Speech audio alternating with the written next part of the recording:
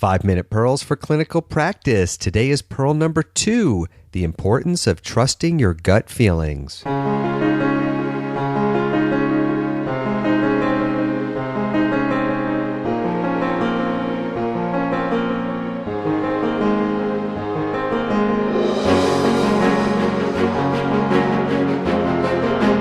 Hello, this is Dr. Brian Morris, and this is 5-Minute Pearls for Clinical Practice, where you will learn the tools to provide exceptional care for your patients. This is the weekly podcast where you will be introduced to time-tested, evidence-based patient care strategies that aren't always taught in schools or training programs, but are nonetheless crucial for success in clinical practice. And each podcast episode is about 5 minutes in length. I've been practicing internal medicine for about 20 years. I went to medical school at Johns Hopkins, I trained at Yale, and I previously held a teaching position at Harvard Medical School. I currently practice medicine and hold a teaching appointment at UCLA Medical School here in Los Angeles, where I teach these patient care strategies to medical students, house staff, doctors, and other healthcare providers. This week's Pearl is called Trust Your Gut.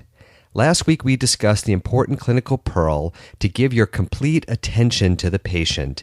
Did you practice doing that this past week? If so, head over to the 5-Minute MD Facebook page and let me know what your experience was like. If you haven't had a chance to think about it yet, go back to that podcast episode and listen to the show again and give it a try. There are many different reasons why it is so important for you to be fully focused on the patient with whom you're meeting at a given time. One of the reasons why this is so important is the topic of this week's Pearl for Clinical Practice, Trust Your Gut. A lot happens during a visit with a patient. The patient may be seeing you about the status of his or her medical problems. The patient may present to you with a new problem, and all the information surrounding that issue is very important. If you think about it, a lot is said and a lot is unsaid during a visit with a patient. What do I mean by that? I'm a huge fan of music, and in music, a great song can be defined by which lyric the singer sings or what musical note is played. But also, a song can be defined by what's not said just as much as by what is actually said. For example, you might remember the 1980s song Missing You by John Waite. That song was covered recently by Alison Krauss. You may also remember that the chorus in that song said, "I'm not missing you at all." On the surface, he was saying that he wasn't missing the person, but the actual meaning of the song was that he was missing that person very, very much. In the song, he doesn't actually say that he's missing the person, but it's quite obvious from listening to it that he is missing that person very deeply. Taking a history from a patient can be very much that way. The patient may say that he's not drinking any alcohol when in fact he's drinking a bottle of wine each night. Or he might say that he's only eating 1,500 calories of food each day when in fact he's 50 pounds overweight. Or she might say that she's taking her statin medication for her cholesterol when her blood tests don't appear to reflect that that is the case. Our gut instincts are critical in clinical practice, and this is one of the reasons why we need to have 100% attention and focus on the patient. When we ask questions or watch the patient interact with a family member, or when we examine the patient, we need to be fully engaged and aware of expressions, side comments, hesitations, or any other clues that might help us to better understand what's really going on. As we practice medicine, we learn that patients don't always tell us the whole story. We're sort of detectives that way, trying to uncover the truth.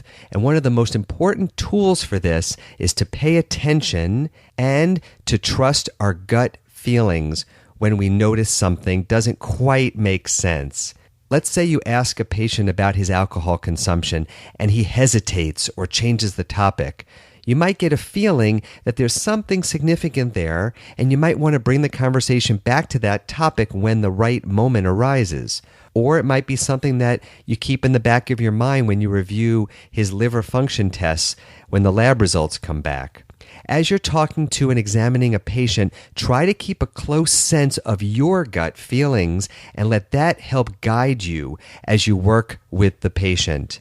There may or there may not be something important in each case, but don't always take each situation as it's presented to you. If you sense something, consider asking about it or perhaps write yourself a note and come back to it later.